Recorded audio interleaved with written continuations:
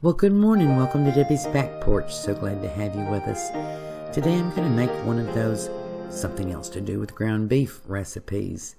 Salisbury steak, an oldie but a goodie, and I just find that several people wanted to know how to do this. Here are your ingredients. You can pause and write them down. While you're paused, if you like our videos, give us a thumbs up, and we'd really love it if you subscribed and click the little bell at the top right, and you'll get a notice when I post new videos a couple times a week. Now let's get cooking. Here are your ingredients. I've got a pound of lean ground beef. I've got an onion and an egg, and I've got some cracker meals, some breadcrumbs. I'm using matzah, and I've got a little bit of cornstarch. That's just for dusting. I've got soy sauce here. A lot of people use Worcestershire. I like soy. Beef broth, and then salt and pepper and a little onion powder. Now I've cut the onion, and I cut 3 big slices out of the middle, and I'm putting, and I'm going to use those to caramelize. And then my little 4-year-old helper over here is helping me put the rest of the onion in here. So the onion's split about half and half, half in slices and half in chunks. And I'm going to use my little immersion blender here. And Athena's going to learn how to use it here. And I want to grind these really fine because they're going to be mixed in with the meat, and I don't want any big onion chunks in there. And I'll give you an idea of how small I've got this. And of course you could do it really finely with a knife, but this is so much easier. And the cleanup on this little gadget is very easy. But you can use your bigger food processor if that's what you use. So we end up here with about a little less than half a cup. And then I'll have those 3 or 4 slices for caramelization. Like this, and I'll just cut those in half and have them ready. By the way, you know, I really cooked these too long. I'm giving you a heads up, a warning for later. You might want to slice them a little thicker than I did. Mine got a little browner than I intended. So 1/4 cup matzo meal, or whatever kind of cracker crumbs you use, and 1/4 cup broth. We're going to mix those together and let them be rehydrating. I'm using beef broth. You can use chicken broth or water. Going to start the onions in a little butter on low. So let's start mixing, and I have a little helper over here. Just put your ground beef into a mixing bowl, and I'm going to break it up a little bit. Now, if you were making meatloaf, generally you wouldn't work it very much because that kind of makes it tough.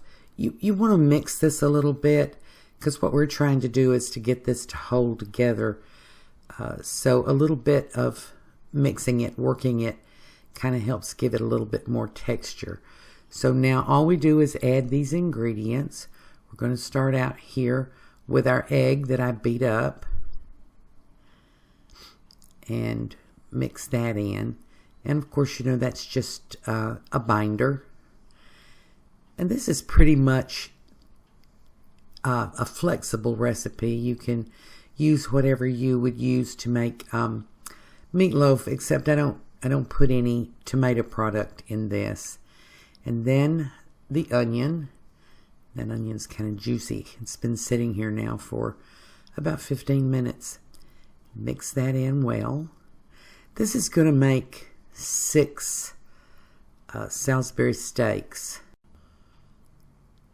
And here you go, Athena. Here's our breadcrumbs.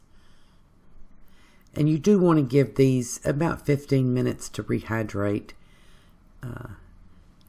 And you know, these could have held just a little bit more liquid. Usually 1/4 cup and 1/4 cup. They're a little bit juicier than this, but they're all right. I use matzo meal because, you know, I've always got matzo meal. I use it for lots and lots of things. If you like matzo ball soup, by the way, I've got a video you can check out. It's wonderful. A kind of dumpling.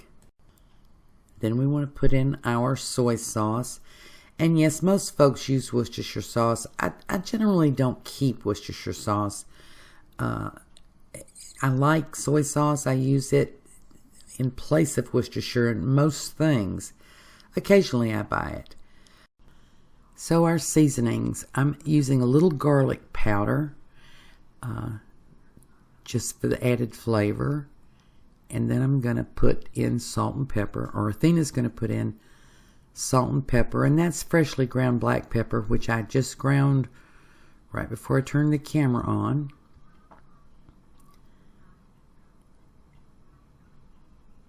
And as I say, I'm going to work it just a little bit to help add a little texture to it, and then we'll portion it out.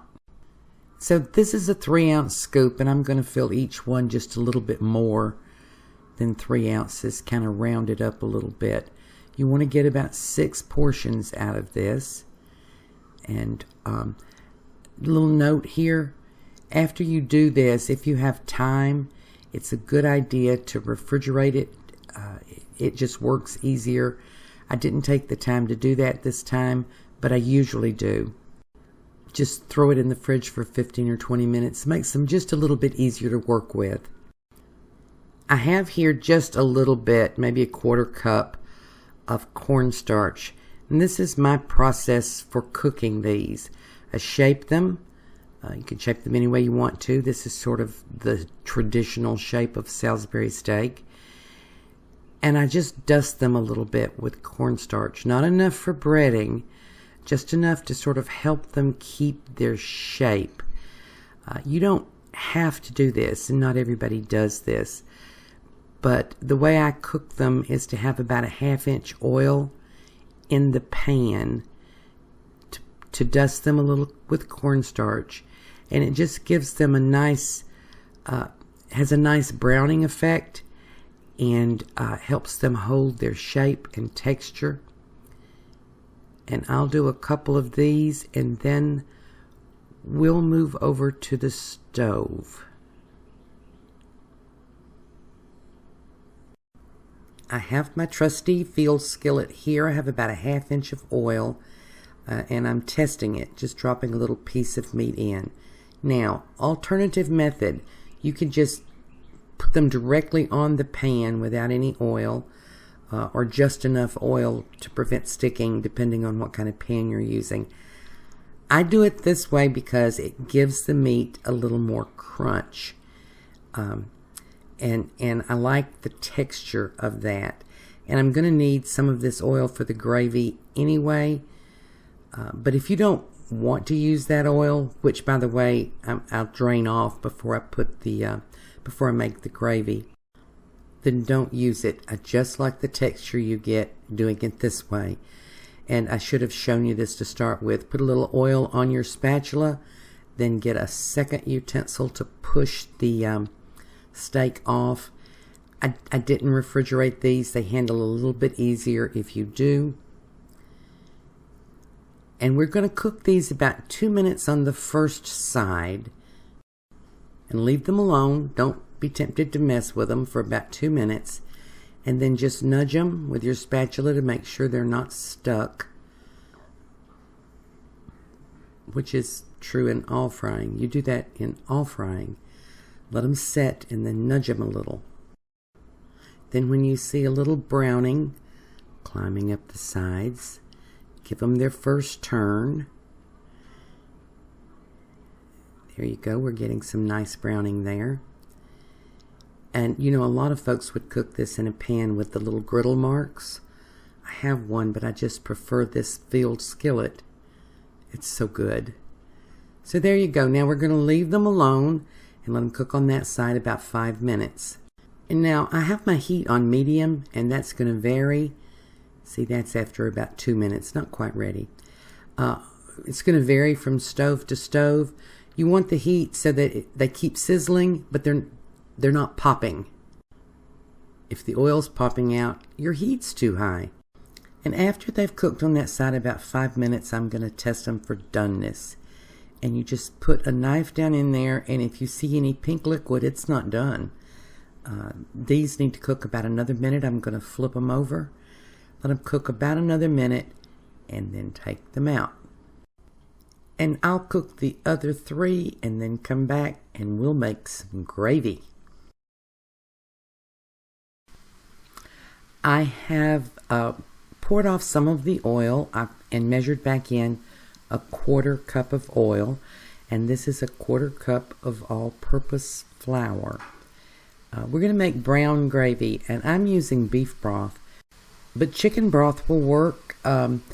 Most folks keep chicken broth more than they do beef, I think. Either one works. You could use vegetable broth. The color doesn't come from the broth. The color comes from browning this roux. And I have my onions browning over here, and as I say, I got them a little bit too brown. But you could also just be browning some mushrooms to add if you want this to be mushroom gravy. But I'm going with onion gravy because my grandson doesn't like mushrooms, and he's here for dinner. I actually prefer mushroom gravy. And we're just going to be patient and give this a stir every once in a while until we get a nice brown. And you know, that's the trick to brown gravy. Just don't get in a hurry. So you see we're getting a little browning there. And you want to give it a stir because you don't want it to scorch. You're just toasting that flour to get the color you want. It could go a little bit darker than that if you wanted it to. But that looks about right to me. So now I have 2 cups of broth here. And I'm going to add it a little bit at a time and stir it as you go. You have a hot roux, you want to use cold broth. I didn't have mine refrigerated, but it is room temperature. And just stir it in a little bit at a time. And that proportion there, by the way, I'll go over it with you. Have a 1/4 cup flour, 1/4 cup oil. Together that's a 1/2 cup. Multiply that by 4 and you get 2 cups, and that's your proportions for gravy. And that works with milk gravy too. So add your oil and flour together and multiply it by 4. So it's very, very thin now. And I'm going to add my onions. And you see I got them a little bit too brown. They don't taste scorched though, I promise. And this is another do as I say, not as I do. Don't let them get this brown. I got a little distracted with my helper, which I do a lot as I get older.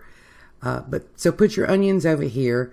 And I also added about a 1/2 teaspoonful of onion powder and a little salt and pepper, just to bump that flavor up a little bit.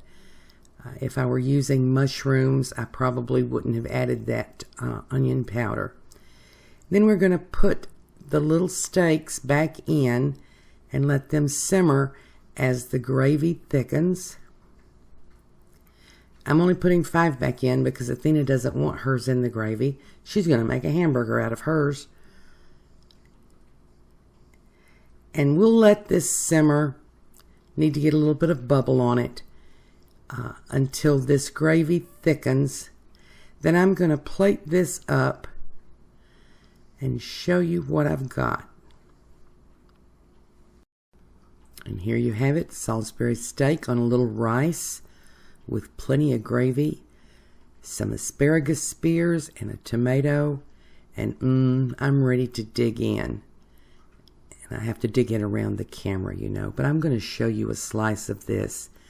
It's nice and firm, stays together. You know, when you bread it the way I did, or dust it with the cornstarch, you get more of a country fried steak texture, but without any gristle and not tough. This is so good. And something easy to do with ground beef. I hope you try this, and I hope you like it, and I hope to see you again tomorrow.